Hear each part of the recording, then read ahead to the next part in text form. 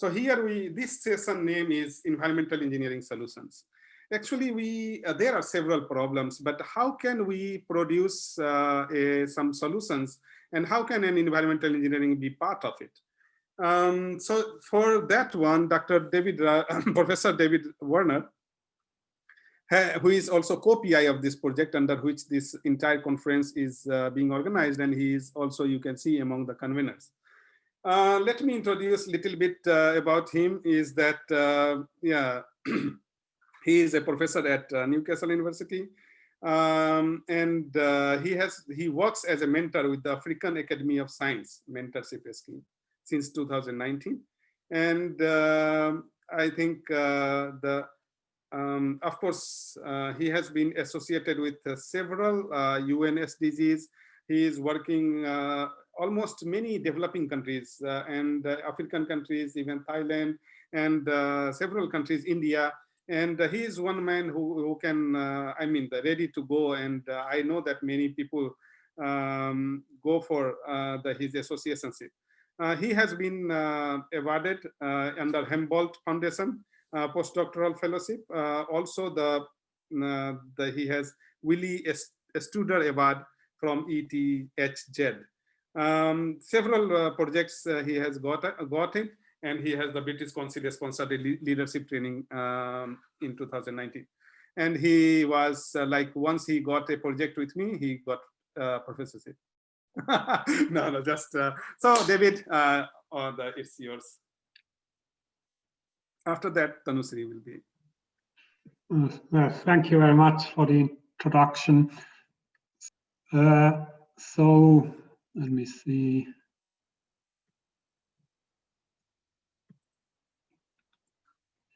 I just want to very briefly present to you some of the research we did with Manish as part of this UK-India Education and Research Initiative grant, which is to engage scientists in India and educators in India with scientists and educators in the United Kingdom.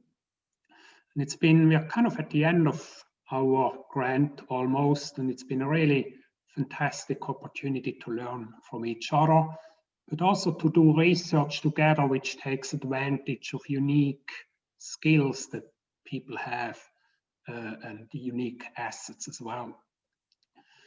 So what I briefly like to reflect on is, as environmental engineers, I think one of our challenges is what's been summarized as the Sustainable Development Goal 6, which relates to water and sanitation. So you know, there's some really ambitious targets for what we want to achieve, but how do we achieve them? That's, I think, where environmental engineers become the providers of solutions. So it's worth looking at these targets briefly and see how ambitious they are, and then think about what we can do as engineers to help achieve those. So one target, safe and affordable drinking water for all. So that's something we want to achieve. Well, in principle, we know how to do it, but still not everybody has affordable and safe drinking water. So what do we need to do differently?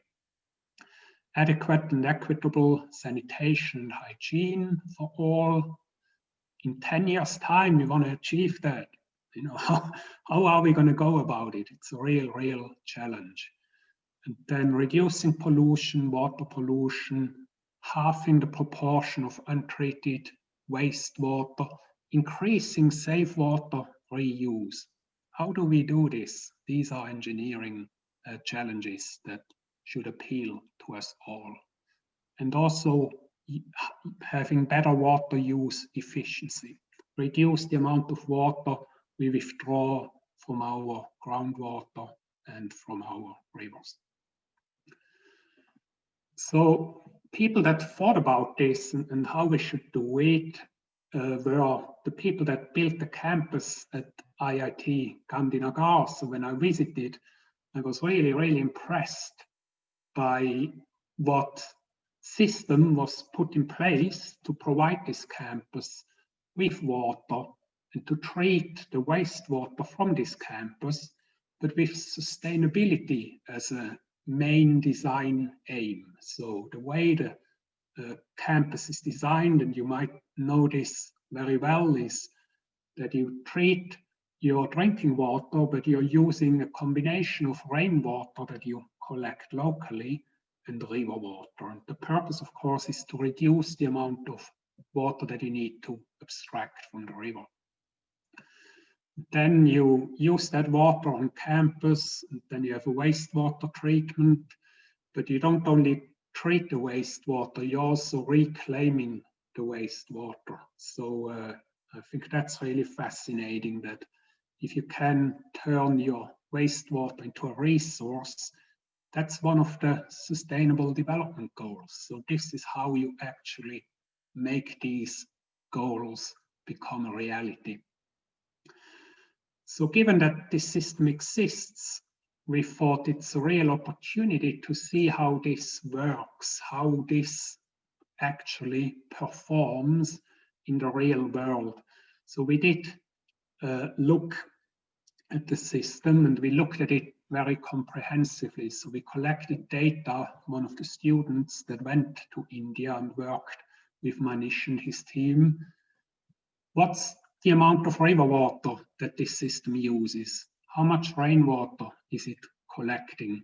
How much reclaimed water is actually being used on campus? And then how much water do people need? Like, you know, in the houses of the academic households, how much water are they consuming? What about the students? What about the teaching labs and office buildings? And what about all the greenery on campus, the sports fields? How much water is needed for irrigation? We also looked at the electricity. How much energy do we actually need to provide this campus with clean water and safe sanitation? So for treatment, for distributing the water, for boosting it to the header tanks, for moving the sewerage to the wastewater treatment plant, for reclaiming that water, how much energy is needed in each of the treatment processes. And we looked at how much chemicals are needed. And we also, and I think this is really critical if you think about meeting the infrastructure development needs of the low and middle income countries, how much does it cost in terms of the investment that needs to go into the infrastructure, but also to operate and maintain the system? So I think what we were able to bring together is a really, really unique data set. I mean, I've looked in the literature, and you know, many people are discussing these things, but I couldn't really find one example where all of these data were available for one water system. So it's a really huge opportunity we had to do this work. So I'm not gonna talk in great details about it because it's meant to be a short presentation. I'm just gonna summarize our key findings from this analysis. So first of all, a huge achievement of this water system was that it did provide clean water, and it did provide sanitation to all the staff and students living on campus. So that's one of the sustainable development goals, that everybody should have access to drinking water, access to sanitation. Well, this system delivered on that. Also, almost 40% of the water that was being used on campus was either rainwater or reclaimed water. So that's a huge achievement in terms of reducing pressure on water resources like rivers and groundwater. And the system doesn't discharge any wastewater. So, you know, we said we want to minimize pollution. So another huge achievement of this system is it doesn't release pollution off campus. But we also came across some challenges, and the main ones are summarized here. So when we looked at the system, we realized that people on campus use a very, very large amount of water. So 400 liters per capita and day. And this is everything from, you know, your household usage to the usage in the teaching buildings and to irrigate the sports ground. So that's partially explaining why it is so high. But there's 150 liters for each student and each staff member per day that's used to irrigate your, you know, your lawns and your vegetation. So that's just a very large amount of water.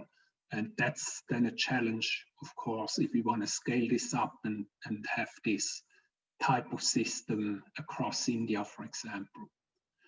Also, we realized that there were large losses. So reclamation was a key achievement of this system, but only 40% of the water that came out of the drinking water treatment plant was reclaimed at the end of the pipe, so to speak. So some water, 60% of the water, got lost from the system. And of course, that reduces the amount of water that you can reclaim. So that was an issue.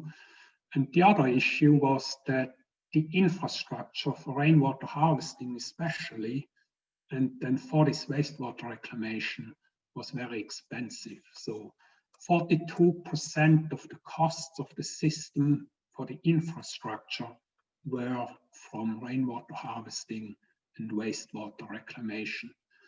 And I think this is something that's not talked about enough. So, you know, if 80% of wastewater doesn't get treated globally, it's going to cost so much money to build that infrastructure. So if we want to design the infrastructure for the future to build 100% coverage in low and middle income countries, how much it costs is really, really important. So we need to find inexpensive ways of delivering good services. There are two more additional interesting findings, I thought. One is that boosting the water, lifting it to the roof with the header tanks, that had an enormous energy demand. And also we found that this decentralized system, if you looked at the electricity consumption, it was actually similar to what you would see in a centralized system. So we weren't sure if this would use less or more electricity than a centralized system, and we found it's about the same. We also kind of identified a way forward, I believe, because once you have the data, you can start playing with it. You can think about different systems.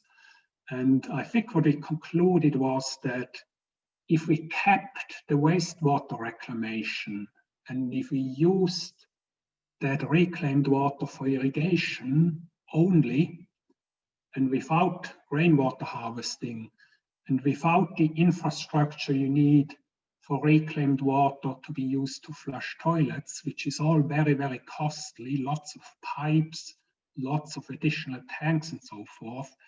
So if we just say, okay, at the end of our water system, the water that comes out of the wastewater treatment plant, let's use this for keeping the campus green, that system would have almost the same environmental benefits to the current system, but it would be much, much more economic. So we think in a climate where you have a big demand, a big local demand for irrigation, ground maintenance, then reclaiming wastewater for that purpose might be a really sustainable technology. So you want to know more about it? There's a publication, and this is me inside of a rainwater harvesting system. You can also see my email address there if you have any further comments. Thank you, David. Of course, I will not ask questions because I am on board on that JEMA. So, but of course, I will request participants to give it in QA, and I will take it up later. So sorry, Tanusri, to make you wait. Of course, we are on time, but so here it goes. She is my batchmate, and she is a Genuite. So then from JNU, the first environmental science school in the country, who took this course in their curriculum and made a department. So she is the product of there, and she is mainly working on environmental chemistry remediation. And I requested her to give some nanotechnological solution of environmental problems. Of course, we have the remediation theme tomorrow in a very, very specific way. But I invited her to share her experience, because one of her paper is very cited in that she has removed some metals. She has won several awards, and the recipient of Rashtriya Gaurav Award from and also the Women Achiever Award from Venus International Foundation. And so here it goes. Tanushree, your turn. Thank you, Manish. I am really privileged that you give me this opportunity to speak something about nanoparticles and its applications. And I am really thrilled to see such stalwart speakers in this conference. And I have been eagerly listening to them and hearing your discussions about the wastewater and COVID detection of COVID infection in wastewater, which was very interesting. Okay, I will not take much time, and I'll quickly like to share my screen. I'm going to talk about the nanoparticles and environmental solution.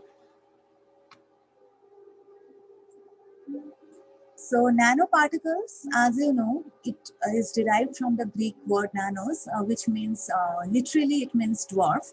But in the scientific world, we refer the nanoparticle as between 1 to 100 nanometer of sized particles, which are really small. And actually, the research on nanotechnologies got started in early 1980s when the appearance of new type of microscope, which is known as atomic force microscope, was invented, and it was used to identify the structure of atoms and many minute particles. So it started in 1980s, and in 1991 first the manipulation with the nanoparticles started, when the carbon nanotubes were made. And since then, lots of research has been done. And if you see the literature, almost 80% paper deals with the synthesis of the nanoparticles, how we can synthesize the nanoparticle. And there are several methods by which we can synthesize nanoparticles. And there are very few literature on its environmental toxicity, although the research is growing in that field. And a few on wastewater applications of nanoparticles in wastewater treatment and environmental remediations. So I will like to talk upon the environmental solutions and give you a brief overview how it works. So, and we also know that the main application of nanoparticles, maybe it's more in the medicinal uses, in electronics, in nanochips, and in many consumer products, especially in cosmetics and our daily use products. So lots of nanoparticles are used there, like in body lotions, body wash, deodorants, face cream, hair conditioners, shampoo, and what else.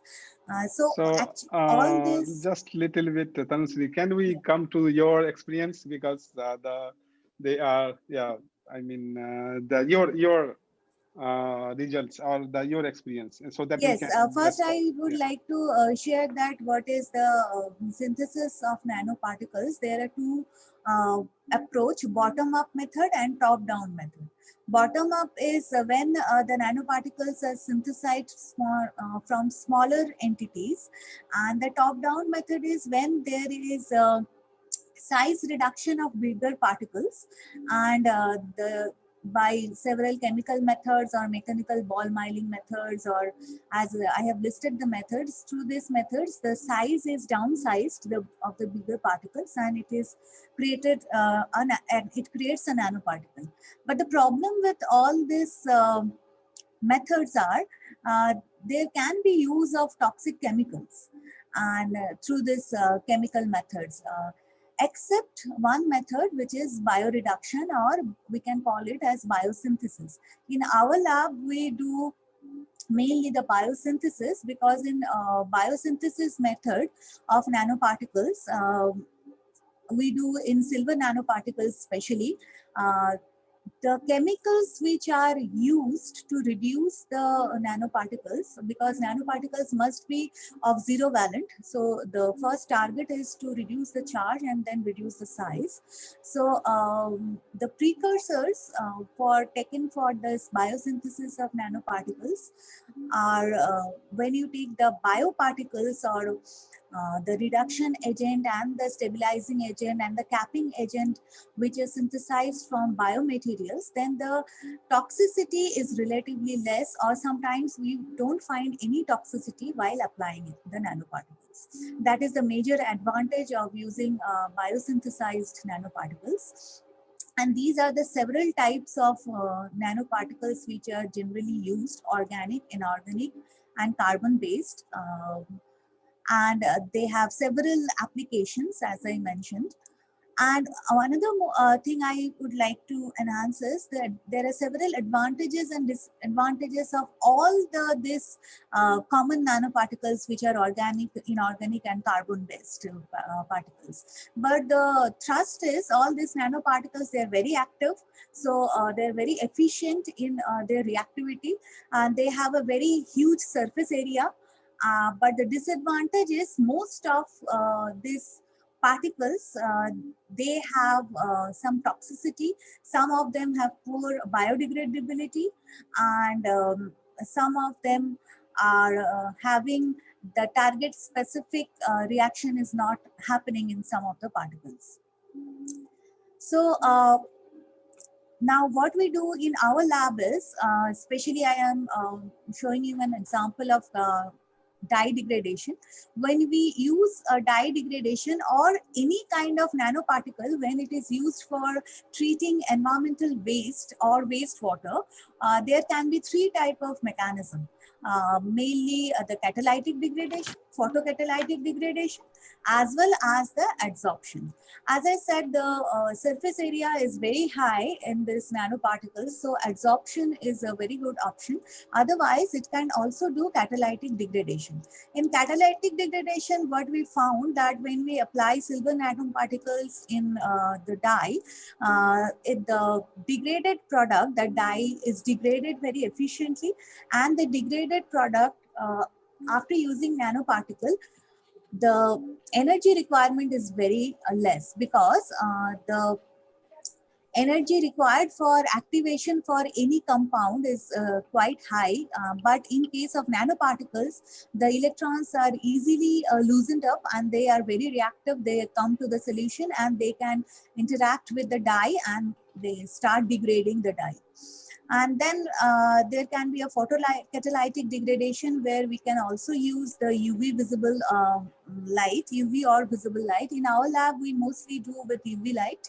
And because, as you can see, the bandwidth in nanoparticles is quite less. The conduction band gap is very less. So when we impinged the nanoparticles with the UV light, it easily loosen up electrons, and it starts giving the hydroxyl radical and peroxide radicals and superoxide radicals. And these radicals are very much interactive, and they start with chemically reacting with the product, and the degradation starts.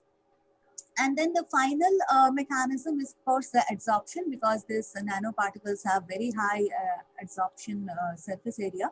Surface area is quite high, and mainly it interacts with the molecules or the pollutants, and it binds to its surface by hydrogen bonding, which is of course a weak bonding, and by electrostatic interactions also, which is comparatively, it holds the molecule more tightly through electrostatic interactions. So these are the mechanisms by which the nanoparticles actually interact with the environmental pollutants. And if you can see the photocatalytic degradation, lots of free radicals are produced. As I said, the hydroxyl radical, the superoxide radicals, they interact with the pathogens or microbes also, which can be present in the wastewater. And of course, they disrupt the cell wall and cell membrane, and they damage the mitochondria of the pathogens and kills the pathogens or the disease causing microorganisms. So it can actually kill your pathogens present in the wastewater too. So as you can see here, this is another mechanism which I was talking about. It is the because it generates oxygen reactive species, and which is actually disrupting your DNA structure or protein. It can denature the proteins, and this is how the microorganisms are getting killed. So we have lots of potential of these nanoparticles to use in our environmental systems, especially to for dye degradation, for phenol degradation, for killing of pathogens, as well as the ammonia degradation, the molecules which are very difficult to degrade in conventional wastewater treatment system. Nanoparticles can do it very efficiently. And of course, we know the biomedical applications of these nanoparticles are a great area which is now researched in very vividly and very actively. And as we are in a COVID era, so I will also like to share this finding, which is recently reported in Nature Nanotechnology in 2020. Which says that, then if we use silver nanoparticles or graphene nanoparticles or titanium oxide nanoparticles with the disinfectants, it can effectively kill the COVID SARS virus also. So, and the reactivity is high, so it will be quite effective.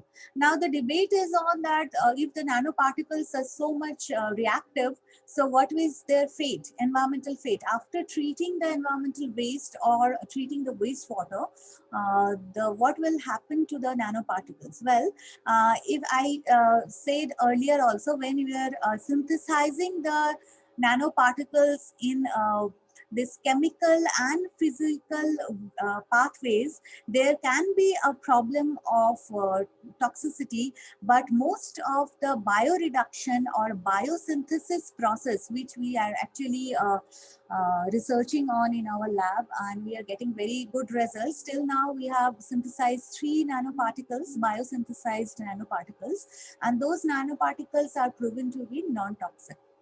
So they have passed the toxicity test. So the biosynthesis pathway can be a very good alternative. So it can reduce the chances of toxicity of nanoparticles. And that is from my end, because Manish has told that I have to restrict myself within 7 to 8 minutes. Which I think has passed. So if there is any question, I will happy to answer. Yeah, thank you, Tanusri. Because today our friendship was at risk if you would have taken more time. So thank you very much for this. And you probably answered very 3 top questions: what will happen, how to prepare, and where we can apply. So let's, what I am proposing here, because all the panelists for the next session has arrived. And here we are on the David, you and me is for this session. So what I will do is that I will just try to show the just 2 videos, and after that we will go to the next session, and then we will have a panel discussion together. So of course, I will text you if you go somewhere else, but I mean anybody. So that's what, because just in 3 and I am already a person who is asking questions, then we will have the panel discussion together. Because so after showing this one, I would invite Professor Parsun to give his talk, followed by Abhijit, then Dr. Saha, and then we will have a panel discussion between all of us 6. Okay. So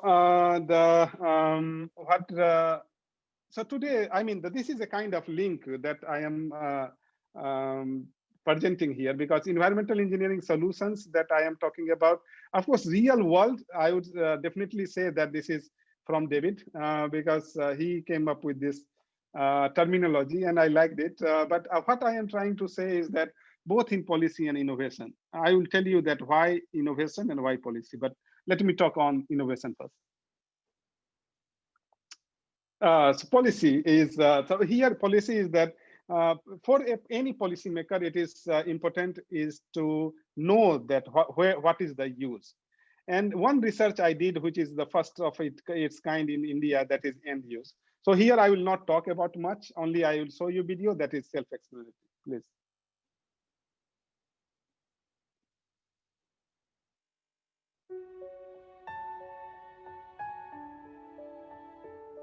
It's only when water survives that life thrives. With this motive, we at WIN Foundation are proudly and hopefully working on micro-components quantification of end uses of water consumption in low-income settings project. The water we use for cooking, cleaning, drinking, flushing reaches us after undergoing several treatments at the water treatment plant. After usage, it is sent for wastewater treatment. The water after cooking, can we use it for cleaning cars?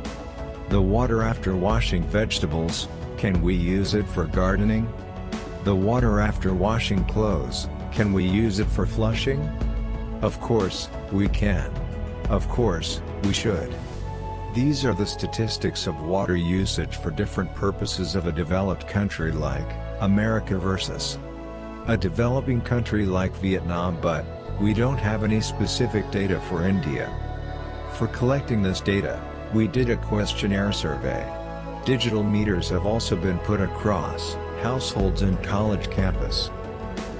So, idea is that we don't need such a good quality or one single best quality to be supplied in our home due to all the uses. For our cleaning, drinking or washing, we don't need the same kind of water, but in fact we are being supplied only one kind of water in our home. So in coming days, it is important we should know that how much percentage we need a very high class water, class A, class B, class C, so that that kind of the supply may be made. And it will change the scenario, and it will have the less pressure on the freshwater systems like river or groundwater from wherever we are taking this water or borrowing that water in fact. So this is a time where we should rationalize this and know that what is happening. Right now, this project is just a dot on our map, but we wish to reach and save water across our country. Because a bucket today becomes a tank tomorrow. Okay, so you have seen that this is the what now that we have obtained. I would not say that what is grey water and all that stuff, but the point is that we have tried to know that within Gandhinagar or Ahmedabad, in urban area, in rural area, what are the people use.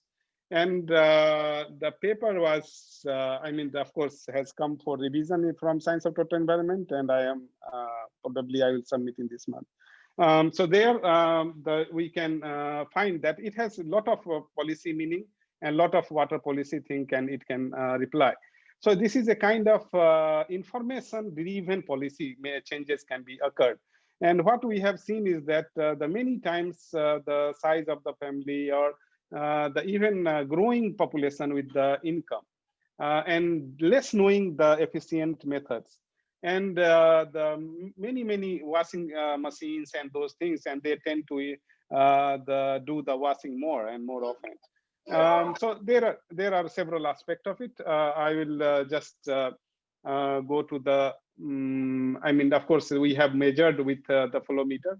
We have done more than 1,000 responses and those things in both cities. These were some pictures, and so this is one paper I have published in Journal of Environmental Management last year, or this, and which is given this year the number. So in this case, here what we have tried to find is that this is a kind of preparatory paper, and here we have already proved that 0.85 that's R square between gray water and the total indoor water consumption. And so there is a huge potential basically in India, and before we ran out of the fresh water, it is important to do that. These are the results obtained in this study, where we have found that Ahmedabad, even female or male, and there is a very high potential around the 0.71 between the bathing and gray water. So even if we can save bathing water, we can do a lot of things. I have proposed these schemes, how to include it in the buildings. Let's see. And like Dr. Rakesh Kumar was giving the inaugural talk, I think in green buildings, this should be one of the very important aspect, that how to include this information to get the new green buildings, which can themselves become a water circulation within themselves. Yeah, so I have, because of the paucity of time, this is, of course, we have shown that maybe one floor can use another floor, but maybe that will be too much to seek from upper to lower. So maybe we can combine some, and sometimes we can combine or have the separate collection system. Okay, then this is this is a kind of like now introductory for the next session, which is geogenic concern of water. And here I am trying to tell that arsenic and fluoride co-contamination aspect, thankfully now even Dr. Saha or Dr. Bhattacharya is accepting that there is a co-occurrence phenomenon. Abhijit will come on board very soon. No, just joking. So I mean, we realized that earlier the globe was divided, that these are the arsenic hotspot, these are the fluoride hotspot. But then suddenly what happened is that the many multi-contaminants has start appearing. And we know that arsenic and fluoride by nature are different. And so then I thought to have some remediation plan which can work in situ. And in situ is like, you know, that in India, internet, the exploration or revolution has happened after the mobile came, and of course the geo. So I was trying to find, and then this was our project that just concluded this year, that pilot scale in situ removal of arsenic fluoride together. So this is a short video on that, and then we will finish my.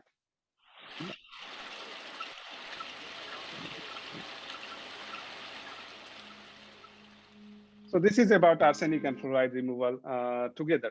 Potable drinking water is one of the primary challenges to the world in this new millennium, especially in developing countries like India. Go ahead. Our country is heavily states. Okay.